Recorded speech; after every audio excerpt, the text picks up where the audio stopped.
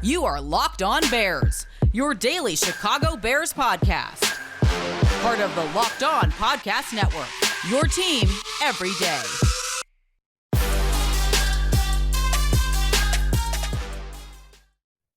Different reports and rumors are starting to come out about the head coaching candidates the Chicago Bears may be more interested in or more impressed with than others.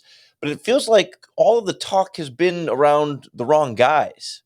This is Locked On Bears, and I'm your host, Lorin Cox. I'm an analyst for Pro Football Focus, and I'm here to bring you your daily, in-depth Chicago Bears news and analysis.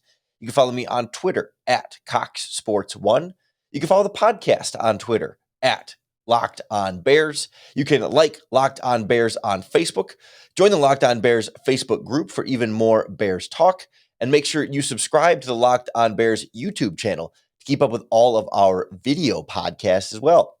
Thanks for making Locked On Bears your first listen today and every day. On the show today, we go through and try and cut through and wade through and trim down and all of those verbs through the different rumors and reports coming out about Chicago Bears head coaching candidates. In particular, a couple names have sort of emerged towards the top of at least the sort of discussion surrounding the group. It is Miami Dolphins head coach Brian Flores and Buffalo Bills defensive coordinator Leslie Frazier. We'll kind of go through what the reports have indicated, why they may be coming out the way they are, how much we believe, and how those two candidates stack up with maybe a couple of the other candidates that fit similar molds but just seem to have otherwise better resumes, and why it feels like the Bears are talking about the wrong former head coaches for their vacant head coaching position. Let's start with Brian Flores, because he's been really, I think, the betting favorite for a while now in terms of the little like Las Vegas and, of course, our friends at BetOnline sports betting for the Bears head coaching position. And it was, I believe, there were two reports or two, reports, call them rumors, call them speculation, call them what you want to at this point. Two of them came out about Brian Flores. One from ESPN's Jeff Darlington, who tweeted on Monday that the Chicago Bears are a team to keep in mind for Brian Flores, in addition to the Houston Texans, because of the obvious connections to the New England Patriots and their time together in those organizations. But apparently, according to Jeff Darlington, Chicago Bears executives were extremely impressed with Brian Flores when they got an up-close look at him during joint practices that the two teams held in August. It was Bears-Dolphins for those few days where they were together in the lead-up to their preseason game. So, of course, Darlington says now that could become meaningful with, George McCaskey seeing those and now being interested then in Flores as a potential candidate. The other report that had come out was from, I believe, Charles Robinson of Yahoo Sports, who said that Flores, because he has multiple teams interested in him, has some leverage here and might be looking for an organization specifically like the Chicago Bears to offer him more power, more control over the roster, and to make the general manager less of like clearly above him and more of like, next to him or second fiddle kind of a role. He specifically cited, the way John Lynch and Kyle Shanahan work in San Francisco, where like really it's Shanahan's team, right? Lynch is the GM and has the title, but Shanahan is the one really in control of how that roster works. Still is a GM, still would be a GM with Flores, but the idea that Flores may be looking for that type of arrangement here, given the interest in his services. Now, I'm just not sure if Flores is that much of a home run slam dunk candidate to truly deserve that. It's not to say Flores is a bad candidate, and I think compared to some of the other candidates, he's near the top of the list. I think he's one of the better candidates. But like when you look back over his time in Miami, right? He inherited Adam Gase's mess from whatever was left from him. And they go 5-11 his first season, and sort of the aftermath of Ryan Tannehill. I think they traded for Josh Rosen. They still had Ryan Fitzpatrick, so they were kind of doing that whole soiree. Then year two, of course, they draft Tua Tagovailoa, and it's his rookie season, and that's when they had this weird QB split with Tua and Fitzpatrick, where Fitzpatrick started, and then he was sort of benched for Tua, and then Tua was sort of benched for Fitzpatrick, and there might have been some injuries in there, but there was some weird like Ryan Fitzmagic moments in there as well, and it was just kind of it felt like a strange way to handle a rookie quarterback and veteran quarterback dynamic that ultimately played out similarly to what the Bears ended up doing with Fields and Dalton, although that was much more injury-based than anything else. And with Flores and Tua and Fitz, it was a little bit more performance-based and kind of an intentional sitting down of Tua at times during that rookie season. But I still went 10-6, right? I mean, that's still finished with a strong season, just wasn't good enough to make the playoffs in a strong AFC that season. And really, throughout his entire career, they never made the playoffs. And I give him some benefit of the doubt and some sympathy in the sense that, like, I think that Dolphins roster, especially early on there, was still kind of a work in progress. It was not like it was a star-studded top to bottom contender that just needed better quarterback play, right? There were some limitations there for sure. So I'm willing to cut him some slack in that regard. And then even, this past year 3, Tagovailoa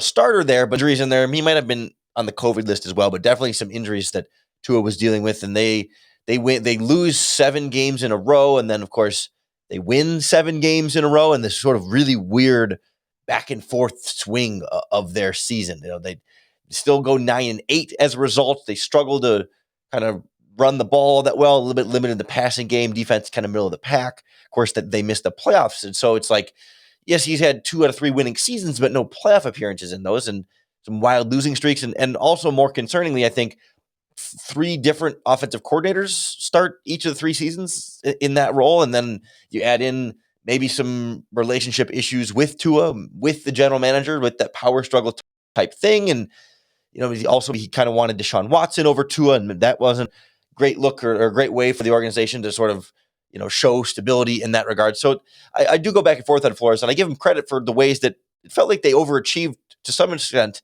given where I still see talent deficiencies on that roster.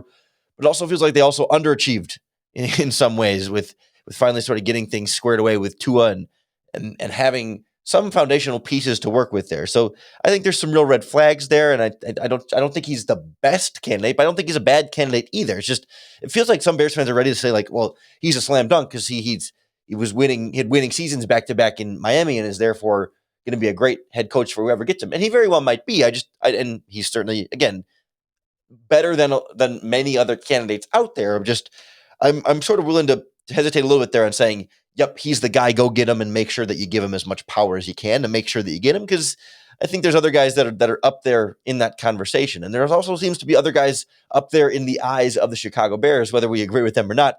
Leslie Frazier is the latest one, the Bills defensive coordinator, the latest to get some of the rumor reporting hype from the Chicago Bears organization. Really, he came on as an early name and is now circling back as his interview draws closer. We'll kind of go through what we know about Frazier, his interview, his history as a defensive coordinator and head coach next on Locked On Bears.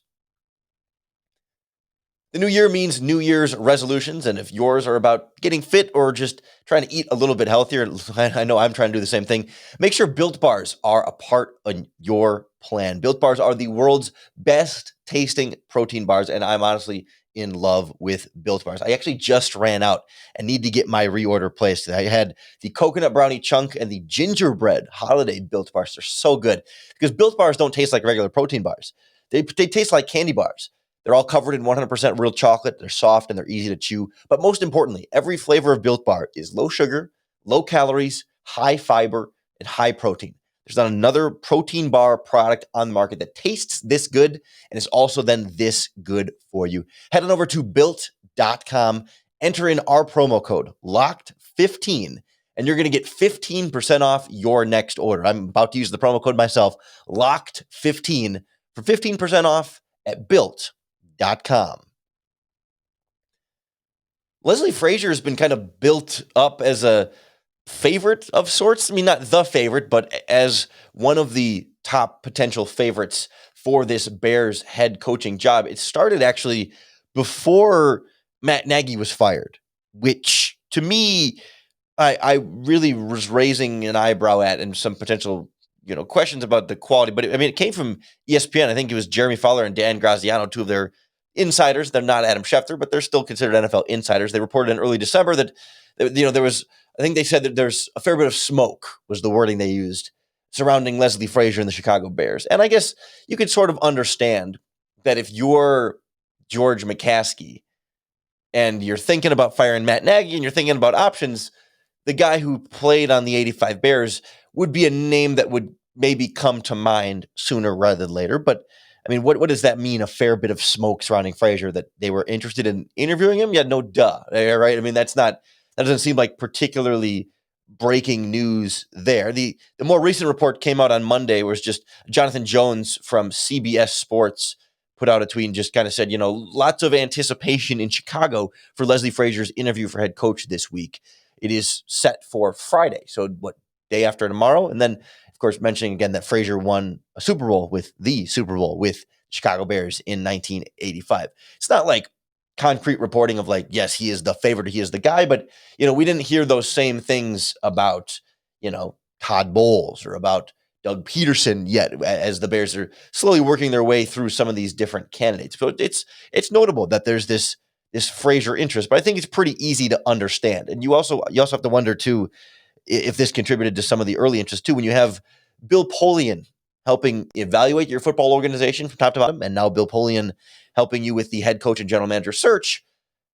Leslie Frazier was a member of the Indianapolis Colts back in, or no, mind, excuse me, I'm mixing him up with one of the other candidates. Excuse me, he was not one of the Indianapolis Colts. That's Jim Caldwell, who we'll get to in a little bit. But regardless, you've got I'm getting my whole wires mixed up. Caldwell was with them as well, but Leslie Frazier was a Colts assistant for 2 years under Tony Dungy. Tony Dungy gives his endorsement of Leslie Frazier as a candidate he's a big fan of.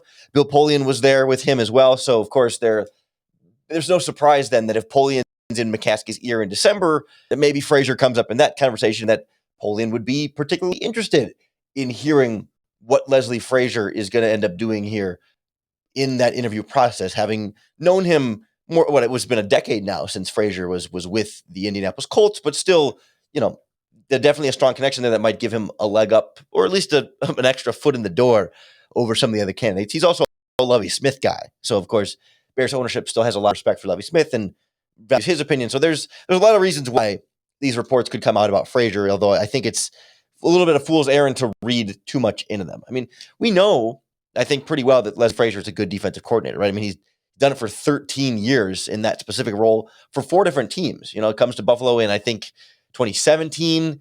Took him a season or two to kind of transition what was an aging defense and retool it into more of a top 5 unit by 2019.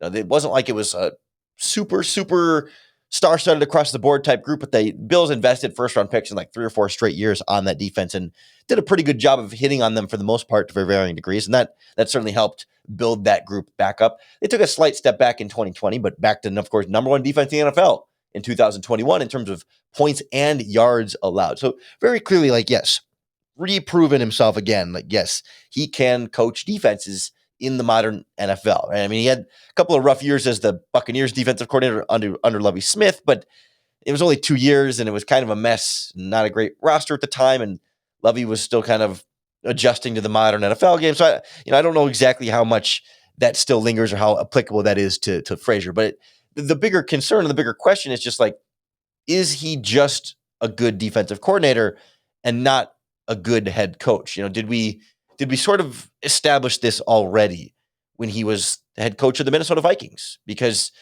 obviously did not do particularly well over there. I mean, there wasn't a complete disaster, but not having anywhere near the success they were hoping to when he took over for Brad Childress. Because when he was the Vikings defensive coordinator under Childress, I mean, they were solid. They had some really good defenses at that time. And, all of a sudden Childress is out and Frazier takes over and the defense really stepped off. I mean, they dropped off significantly once he stopped being the coordinator and took over as head coach. And maybe some of that's just timing, where some of the aging stars that he was having success with earlier were getting up there. Jared Allen. Too many talking Bills, too many Allens to get through here. But Jared Allen and Chad Greenway and some of those other linebackers, it's been racking through my brain to go through some of those older Vikings defensive players that were part of some pretty strong groups there, and so they started aging. So you give him some benefit of the doubt for that, yes, but he's the head coach, so he's got some real say in personnel, and clearly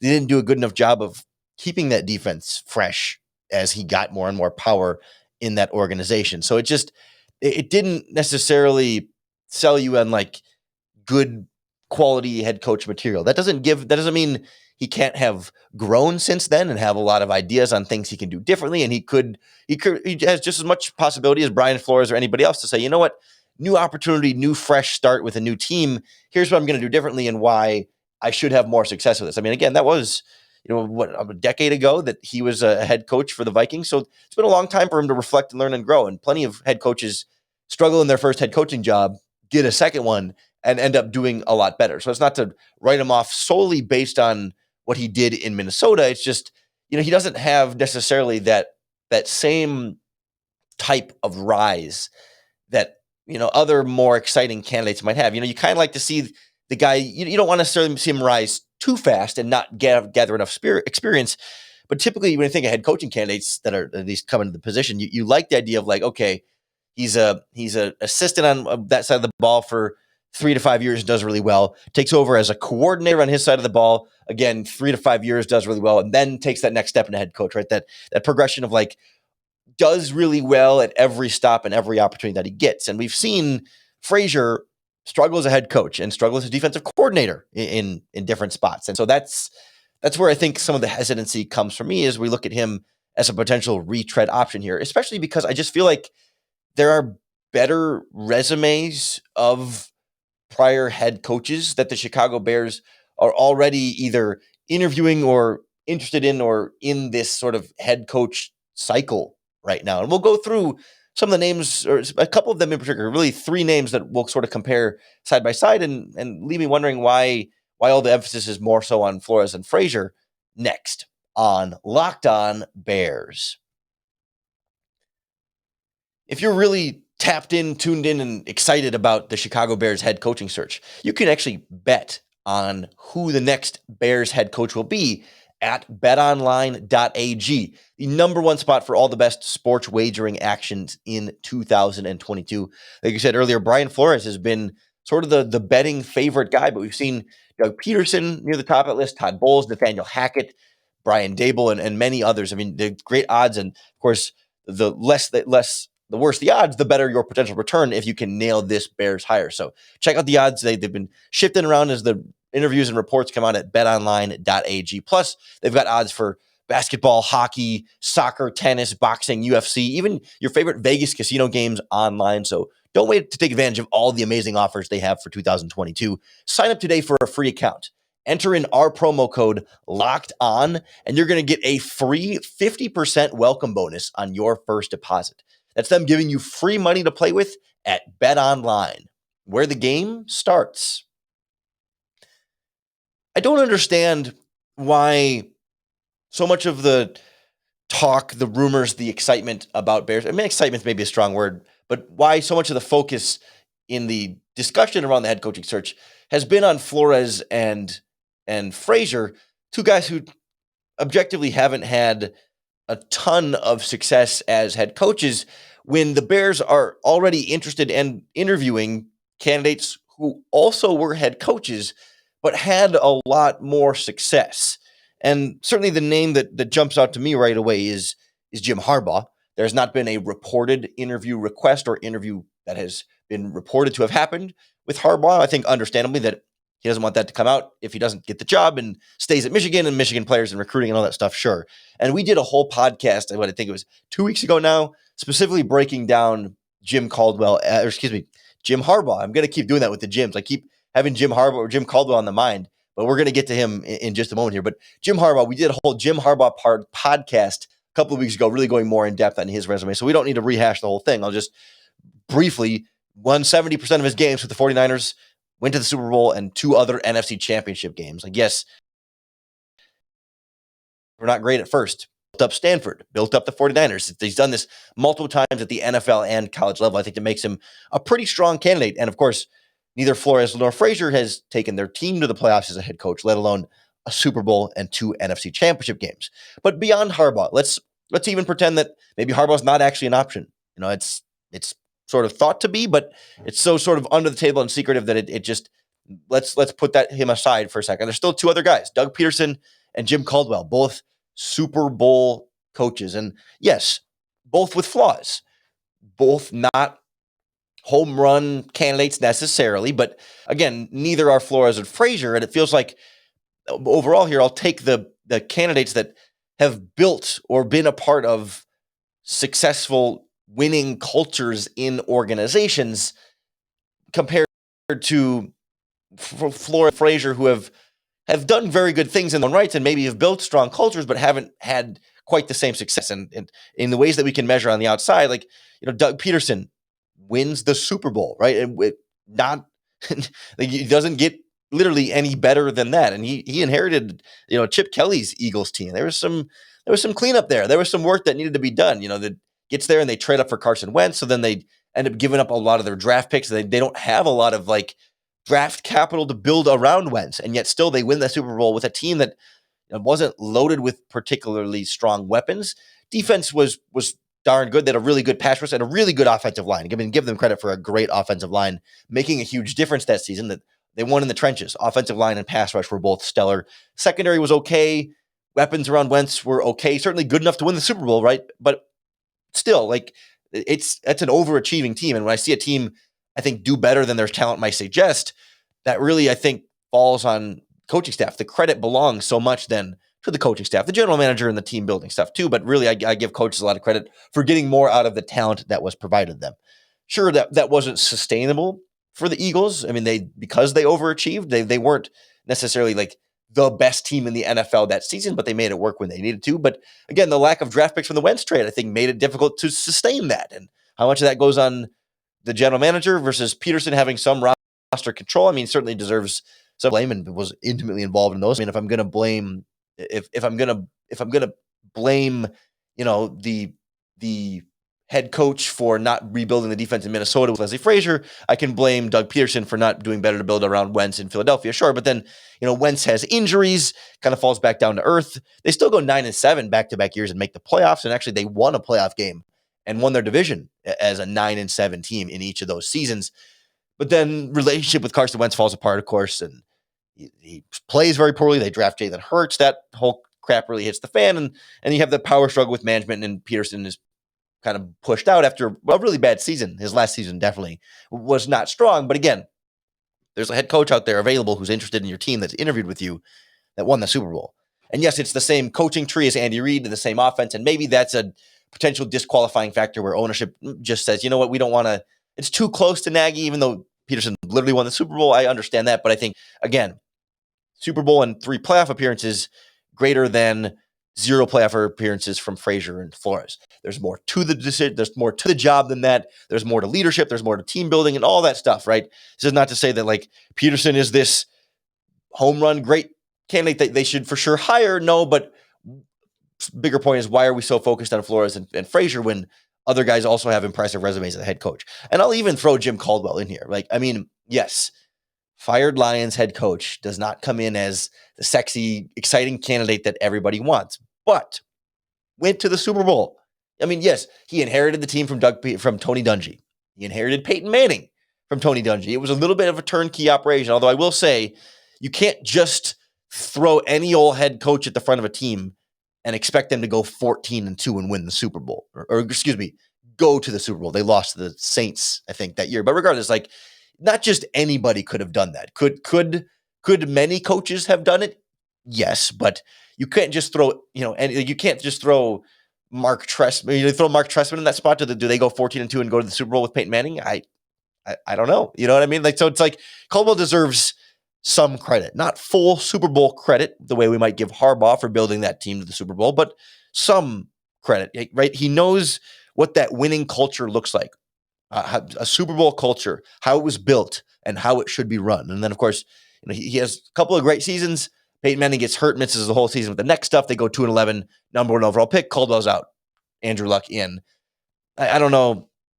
I don't know how much blame I want to give Caldwell there. Should they have won more than 2 games? Probably. Were they going to win more than 4 or 5 without Peyton Manning? Absolutely not. There was the famous quote from, I don't remember. I think it might be Clyde Christensen, who was Manning's quarterback coach. One of Manning's assistant coaches gave a famous, hilarious quote. I think it's one of my favorite quotes in NFL history, where a media member, somebody was at practice and asked the coach, why aren't you giving Peyton Manning back up any reps at practice? Like Peyton Manning took every single rep at practice. And so they asked him, why aren't you giving the backup any reps? And the coach looks at him and goes, if 18's not out there, we're effed. I mean, he uses the actual curse word, but he goes, we're effed. And we don't practice effed. Like that's the perfect encapsulation. Like they don't practice. If Peyton Manning's out there, they're screwed anyway. So they don't even practice not having Peyton Manning out there. So of course, Caldwell's not going to do well when Manning's hurt. Gets his second shot with the Lions, winning seasons in 3 out of the 4 years, takes him to the playoffs twice. Doesn't win a playoff game, but still, like, that's more playoff appearances than Flores or Frazier did in their head coaching jobs. I know there's more to it than just playoff appearances, Super Bowl appearances, and all that. I'm not trying to make the argument that the Bears should just hire a coach based on playoff appearances and Super Bowl appearances. The point is more like Caldwell's a fine candidate. Peterson's a fine candidate. Harbaugh is a great candidate. And maybe at least arguably, if not comparable, if not better than Flores or Frazier. And yet Bears are super excited about Frazier. And now there's this stuff like the Bears are super excited about Flores and might be willing to offer him all this stuff. And why are we super excited about those guys compared to other candidates with similar and potentially arguably better in some ways, worse in other ways resumes, right? That's sort of the bigger point here as we circle through the Bears head coaching rumors. As more and more of these interviews happen, we'll have to catch up on any and all latest developments. If they hire a general manager, we'll start to go through. Certainly, we'll get to know whoever they hire, but we'll get to know some of these general manager candidates at some point here too. Those are just a little bit harder to dig through when it's the director of player personnel in the Browns organization and how to figure out how exactly to measure those things. But hey, we're staying on top of this head coach and GM search as best we can here on the Locked On Bears podcast. So I hope you'll subscribe to keep up with all of our daily in-depth Chicago Bears news and analysis. Thanks for making Locked On Bears your first listen today and every day. If you're looking for your second listen, our friends over at Peacock and Williamson are breaking down the NFL from a league-wide perspective, and they're going to be on scene in Los Angeles for the big game, the big week leading up to the Super Bowl. And so, of course, they're going to have great interviews from across the NFL. Probably get a couple of Bears players in there. Whoever's kind of running through Radio Row, they will be corralling and bringing on as part of the Locked On Podcast Network. So go check them out when you're done with the podcast today. Appreciate you tuning in. I hope every update helps you understand this search process a little bit more. And more importantly, I hope the Locked On Bears podcast makes it easier for you to bear down.